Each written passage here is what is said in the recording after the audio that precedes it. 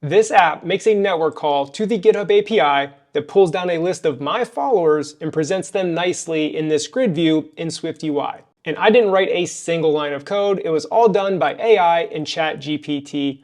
Crazy. In this video, I'm going to walk you through the process of how that happened, and then I'm going to give my thoughts and opinions on what this means for developers in the future. Today's video is sponsored by Squarespace. Here are my thoughts on how ChatGPT will affect us as developers, and should you be scared, with the huge disclaimer that, look, no one knows, this shit's mind-blowing. Who knows what this is going to be in 5 years? But after playing with it for a day, here are my initial thoughts. First up, if you're just learning iOS development in Swift, should you be scared that your job is going to be replaced? For example, I tweeted out a preview of this video and got this response. As you'll see later in this video when I'm fumbling around using ChatGPT, no, you should not be worried, at least as of now, right? Of course, this is like the first version they've released to the public. It's still pretty much a beta. You know, in 2, 3, 4 years, who knows where it's going to be? But if you are just learning now, as you'll see again, and I highly recommend checking out the rest of the video to see it in action, yeah, you got nothing to worry about, at least as of now. As you'll see throughout the video, you still have to know the code. Someone who doesn't understand SwiftUI or understand iOS as a platform can't just type in like a human sentence and it spits out good working SwiftUI code. That's not the case yet. You still have to know what's going on.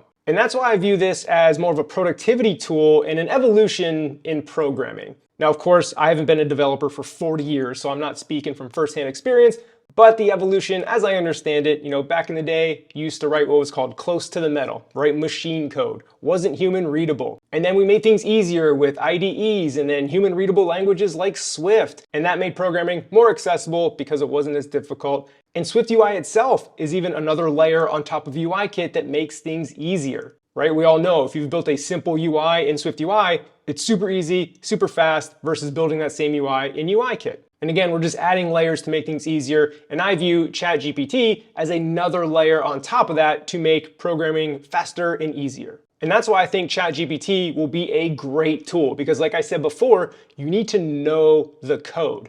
And that's why I think you'll see something like a prompt engineer, something like that, because as you'll see in the video, if you know what's going on in the code, you know exactly what you want, and you can speak technically, you can tell GPT-3 a very technical, precise prompt, and it will spit out good code. Whereas if you try to do the human readable thing, like for example, if I said, put all these followers in a grid, that's a very human sentence. It might not spit out the greatest code.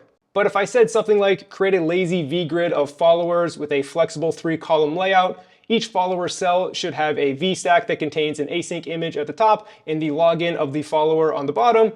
Something very technical, speaking the SwiftUI language to the prompt, you will get good code out of that. So again, you have to know what you're talking about to get good stuff out of the prompt. So that's why I don't think our jobs are in danger, because you still have to know what's going on, not to mention all the decisions like architecture and the trade-offs of like why you decided to code something, because in programming, everything has a trade-offs. I think ChatGPT is a long way away from all that like meta type stuff. But as far as like the execution of knowing exactly what you want, again, that like prompt engineer of typing in the exact thing and speaking the technical language, I think will be a huge productivity boost for us as developers, but it's not going to take our jobs yet. So you still have to know the code to use ChatGPT effectively as a developer. But you know what tool helps you build a great website even if you don't know the code? Squarespace. Squarespace is an all-in-one platform to help you get that iOS developer portfolio, blog, or personal website up and running very quickly. Now I know we're all developers with the skills and the desire to build the web page ourselves. But I would argue there's an opportunity cost to your time. If you're an iOS developer trying to build a great product, a great app, maybe spending a lot of time learning the ins and outs of web development, responsive design, isn't the best way to spend your time. That's why I recommend Squarespace to build that personal website, the blog, your portfolio, or maybe a landing page for your app. They have all kinds of beautiful themes and templates to get you started. They handle all the analytics and the SEO for you. Again, it just saves you so much time so you can get back to doing what you want to do, and that is building iOS apps. So when you're ready to get started, go to squarespace.com to start your free trial. And when you're ready to launch, go to squarespace.com/SeanAllen to get 10% off your first purchase of a website or domain. Here we are at the ChatGPT prompt. If you want to try this out yourself and play around, which I highly recommend, you go to the website, create an account, and you'll be taken here and you're off and running. I'll put a link in the description to their site. So here's the prompt that you just start typing into. And here's the prompt I started with. Create a SwiftUI app that displays the first 30 followers of the user SALLEN0400. That's my username on GitHub, on GitHub. These followers should be displayed in a grid with their avatars on top and username on bottom. Hit return. Okay, so sometimes it takes a few seconds to think and spit out its results. And I will tell you, this is now like the 5th time I'm trying to record this, is that you will get different outputs even for the same prompt, right? I did my practice run following the same prompts that I used, and I've been getting different outputs, and it's been taking me down some wild paths that made the video too meandering and too long and too confusing. So I keep trying again until I get like a decent path. So hopefully, nope, it's not doing, oh, no, I only got 3 users. It said add more followers here. One of the paths, it created 30 dummy users. So again, it's early in the AI ChatGPT. Just as a heads up, even if you follow my prompts exactly, you're gonna get different answers. But let's see what we got and how we can work with this. Because work with this is the key. You're gonna get an initial response, and then you got to tweak it, tell it to do something different, tell it to add something, build upon it. So our first iteration here, let's see what we got. We have a followers list with an array of followers, got a scroll view with a VStack that has text followers. I don't know where that came from. Lazy V grid, okay, image with the follower avatar, cool, and the follower username, padding. Okay, we have a follower object. We have some dummy followers here, just some random dummy code it looks like. Okay, so let's start with this. I'm going to copy this code and put it into an Xcode project so we can start playing around with it. All right, go into Xcode. Here's a blank SwiftUI project. I've done nothing. You can still see the hello world. So let's replace our content view with the code I copied. Well, actually, it's a follower list is what they named the view, as you can see here on line 10. So I'm probably gonna have to update my preview. Nope, it did do the content view that has the follower list in there. So content view is still fine. Expect the expression in container. I don't know what that means. Oh, it didn't finish the array, or this is still commented out. So I'm gonna delete this comment here. So what you're gonna see is like, you do have to clean up the code a little bit because it's not gonna be perfect. So what happened was they never closed off the array, or that was commented out. So that was like messing up the code. So let's see what errors it gave us. Generic struct for each requires that followers conform to hashable. Okay, so I need to go back and tell GPT, my follower here needs to conform to hashable. It is using ID self. I can make it conform to identifiable as well. So let's go back and do that. I'm gonna try to do this without writing any code myself. I'm gonna have to clean up the code, but not writing anything. So I will say, make the follower object conform to identifiable and hashable. Hopefully it just spits out the follower object and not all the rest of the code, but I think it might update the lazy V grid because now I don't need that ID of \self because I'm conforming to identifiable, but let's see what it spits out. Okay, there it goes. Yep, there's a follower, identifiable, hashable. There's the avatar URL, username, cool. And the cool thing is that it does explain it for you. Okay, I think I am gonna get the updated, yep, I'm getting the updated lazy V grid. Cool, so I'm gonna copy this, and that is my follower list code. So if I go back to Xcode, the follower list here. So this is kind of the process. You're going to be copying and pasting a lot of different stuff in there. And I need to go back to GPT and copy the follower object that is now identifiable and hashable. So here's my follower object. I'm going to paste over it so you can see identifiable and hashable. Okay, now what do we get here?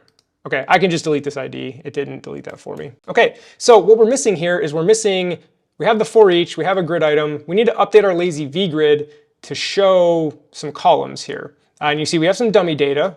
Again, it's formatted all kinds of weird, but the content view does take in this array of followers, and that's what we're passing in. So once we get this code working, I'm gonna refresh my preview, we should actually see some like dummy users. Okay, there's followers. Okay, this is that VStack in the text. We don't want that. Like it's kind of recreating the navigation title, but that's not what we want. So I will tell it to remove the text of followers and put the scroll view into a navigation stack. So that's the next thing. So like I said, you have to know what's going on in the code. You have to tell it what to do. So I will say, remove the text followers and put the scroll view into a navigation stack with the navigation title of Sean's followers. So this should spit out a whole new scroll view that now is a navigation title, and it should get rid of that text. I'm probably gonna have to go back and manually take out the VStack. There we go, removing the text. Okay, so cool, navigation view, scroll view, cool, there's no text. Okay, now things should start looking good. And hopefully once I copy this code, This is just an example. I still need to make the API call. You'll see us write that in a second. We're kind of getting the UI going first. Back to Xcode, I just copied that. Let me paste in the whole new follower list VC they gave us. And it should look the same, but now that is a navigation title, and you can see our lazy V grid is good to go, but we don't have a follower cell. So I'm gonna create that follower cell. I should have done that from the beginning. When I did this the first time, it just created that right away. So I'll say create a follower cell that has circular shaped avatar on top and their name below. Put that into the grid. Okay, there it goes. Follower cell, we're passing in a follower, a VStack with an image. Cool, clip-shaped circle, nice, okay. See if it actually puts it into a grid. Okay, there it is, lazy V grid, follower cell, we pass in the follower, nice. Okay, so I'm just reading it as it was scrolling down, but let's copy and paste this follower cell here. That is going to be a separate view. So I copied that, go back to Xcode, and we'll put it down here at the bottom. I'm not gonna put stuff in separate files yet. You know, you can do that later, but that is our follower cell. And then I'm gonna go back to the GPT, and now we have a separate here, this new follower list view. So copy that code, and you can see, I'm going to replace that follower list view with the code we just got. And now it was the same code, I just put in a follower cell there. So now as it reloads, okay, we're starting to see something here. User 1, user 2, user 3. And these are the 3 dummy users we got here. So I want to be in a 3-column grid, so I need to tell it 3 columns. If you look at our lazy V grid here, we just have 1 grid item. So that's the first thing. And then now that we have this newly formed follower cell, you can see we have an image based on the follower.avatar URL, but we need an async image, right? SwiftUI has an async image. That is what downloads the avatar based on the URL we're going to get back from our network call. So back to ChatGPT, let's update those 2 things. Say make the grid have 3 flexible columns. Hopefully this just spits out the grid here and we can copy and paste that in.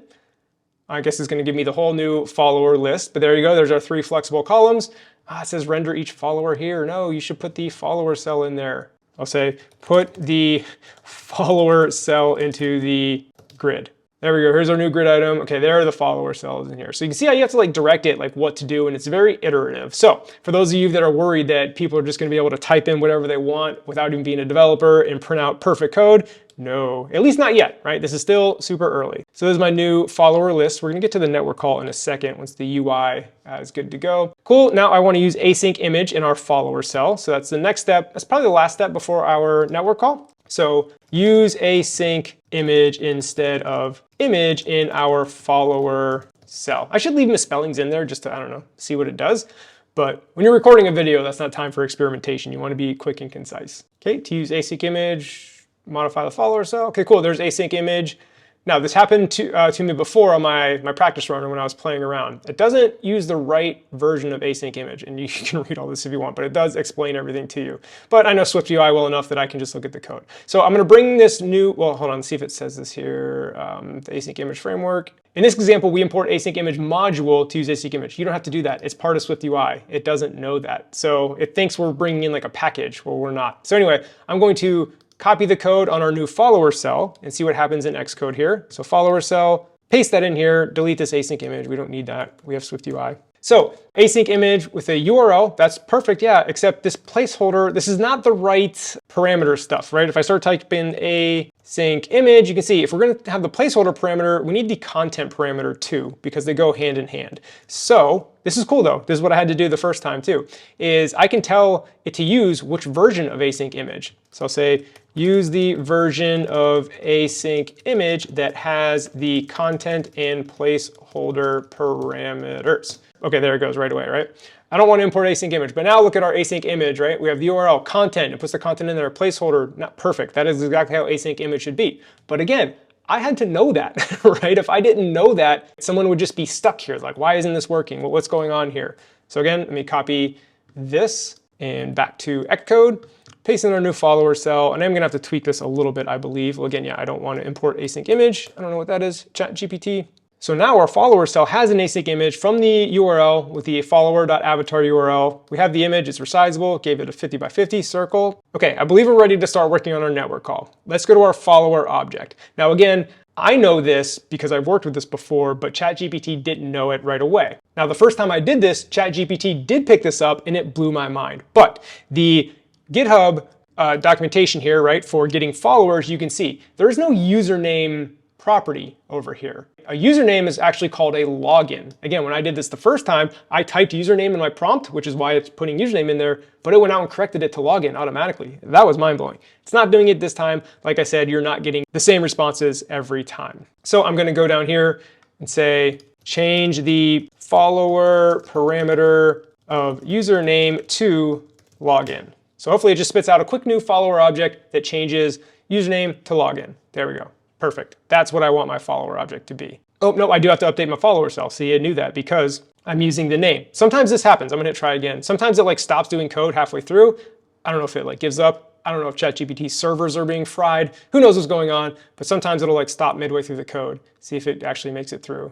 Nope, it stopped again. But I know the only reason it gave me the FollowerCell is because now I changed the name to login. So I'm going to copy, paste this follower struct, go back to Xcode, replace this because we switched the username to login, and then I know in my FollowerCell I need to do follower.login, not username. Maybe that's somewhere else too, all through here. Great. This needs to be login. Copy that here. Username is login, username is login. Okay, cool. Now we should be good to go with our preview. Okay, so now that my follower object matches what the API is, because you know when you get a network call when you're using Codable, it needs to match perfectly. So now we should be good to go. So now if I go back to ChatGPT, I'm going to tell it to write the network call because it hasn't done that yet. So I will say, write a network call in a function called fetchFollowers that retrieves the first 30 followers of SALLEN 0400 on GitHub. Okay, see what network call it spits out. Let's write a network call called whatever. Okay, cool. Here, it's just giving me the function because it doesn't know where I want to put it. Okay, there's the basic code and decoding. Okay, I'm trying to read it as it flies by me. Okay, it's explaining everything. There it goes. Note this is just an example. It always says this. There's just one way to do it. It kind of gives out its disclaimer here.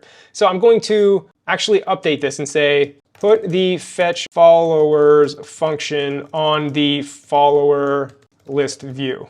Because right, it just gave me a random function. I want GPT to put it, somewhere. So you can see as it's going right on up here, it called fetch followers. Now this function has a fetch follower here, and it's doing the error handling. Well, it says handle the error. It's not doing the full error handling. But okay, it's fine if you stopped halfway through. I don't need the explanation.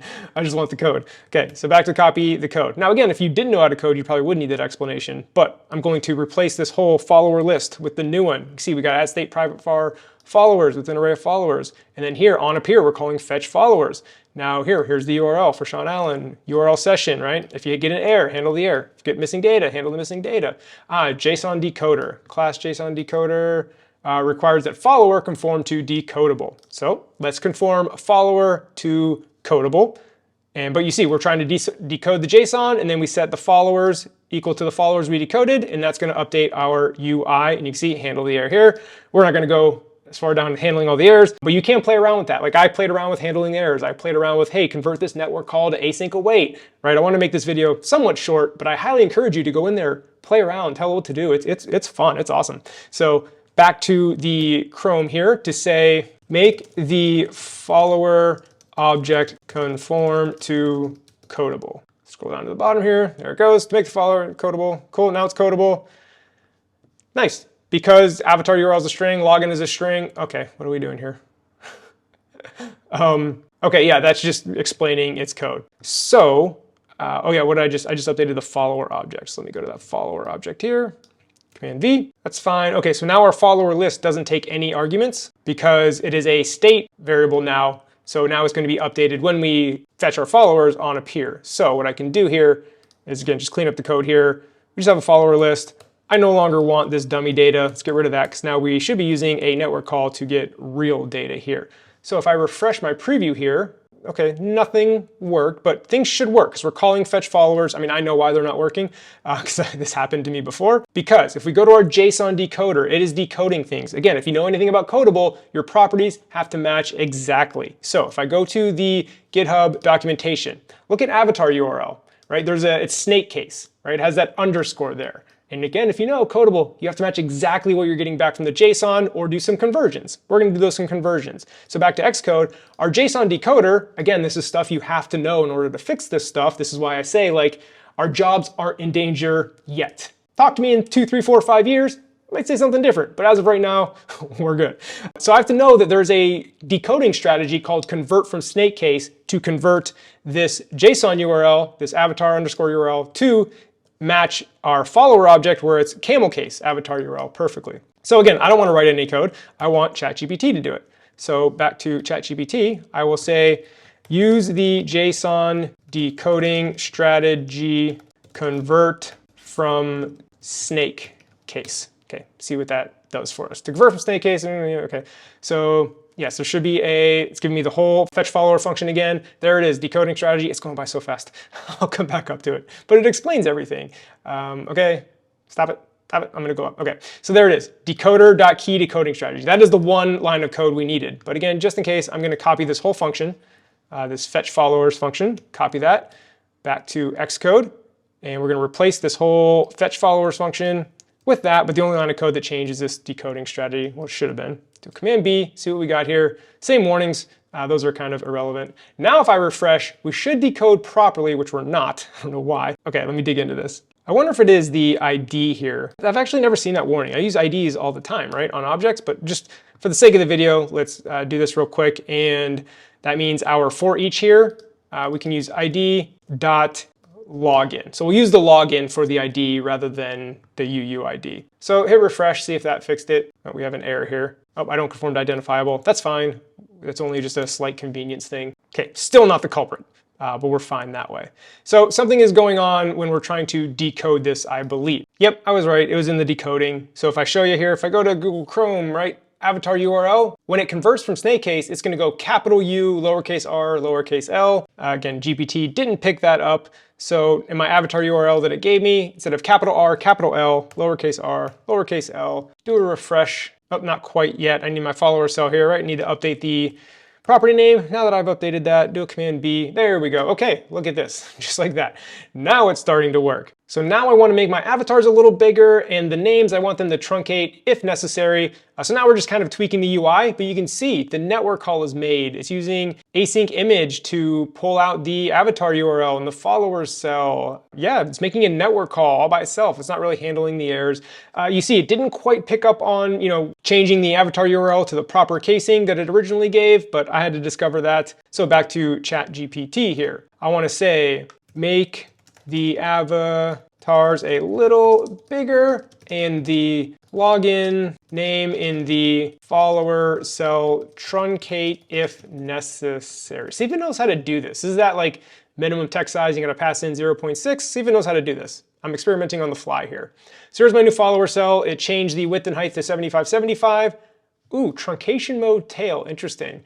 I thought it was gonna go to like minimum size of 0.6. That's usually what I use. Let's see, well, I did say truncate if necessary. Making it minimum scale will not truncate it. I don't know, let's go see what it did for me here. So let's copy this FollowerCell back to Xcode.